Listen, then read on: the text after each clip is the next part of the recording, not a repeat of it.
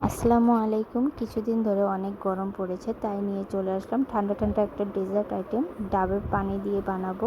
চলুন চলে যাই কীভাবে রান্না করি। এখানে আমি প্রথমে ডাবের পানিটা গরম করে নিয়েছি, তাতে কিছু চিনি দিয়ে দিব।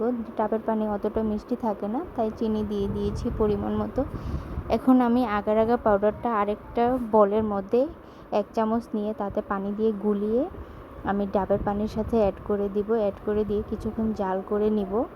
জাল করে নেওয়ার পর আমি এই পানিটাকে 3 ভাগে ভাগ করব। প্রথমে আমি একটা লেয়ার দিব স্বচ্ছ ডাবের পানি, তারপরে একটা লেয়ার দিব, ওটার মধ্যে কিছুটা আমি অরেঞ্জ কালার অ্যাড করেছি, হালকা অরেঞ্জ, ওইটা আমি দ্বিতীয় লেয়ারে দিয়ে দিব।